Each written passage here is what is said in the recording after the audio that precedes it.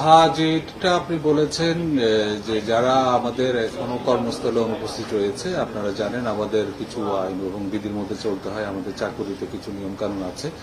সেই নিয়ম কানুনের অনুযায়ী, সেই বিধি অনুযায়ী যদি কেউ কর্মস্থলে বিনা অনুমতিতে অনুপস্থিত থাকে তার প্রতি বিভাগীয় ব্যবস্থা গ্রহণ করা হয়। তারপরে আমাদের যে অস্ত্র খোয়া যাওয়ার বিষয়টা, অস্ত্র খোয়া যাওয়ার ক্ষেত্রে আমাদের হিসাব নিকাশটা এখনো চলছে। যেহেতু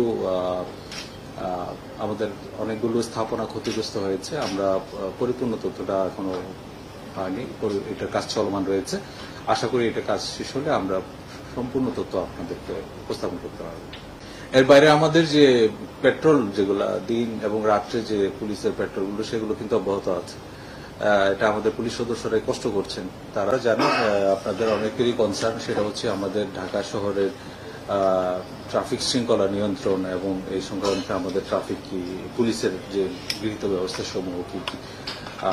আপনারা জানেন যে বর্তমান পরিস্থিতিতে আমাদের যে ট্রাফিকের রাস্তাঘাটের যে শৃঙ্খলা, সেটা নিয়ে আমাদের ঢাকা মেট্রোপলিটন পুলিশের ট্রাফিক বিভাগের পক্ষ থেকে আমাদের নিয়মিত কার্যক্রম চলছে এবং এই বিষয়ে যেন আপনার ব্যাটারি চালিত রিক্সা, তারপরে অননুমোদিত রিক্সা বা কোনো কারণে যেন সড়কে চলাফেরা করতে না পারে, সেই জন্য আমরা আমাদের নিয়মিত কার্যক্রম চালাচ্ছি।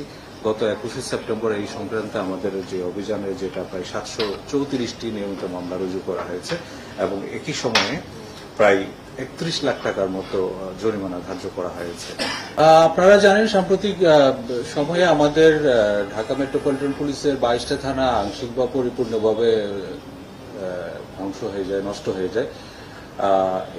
এছাড়া আমাদের আরো কিছু পুলিশ স্থাপনা সহ প্রায় 216টি স্থাপনা আমাদের ক্ষতিগ্রস্ত হয়।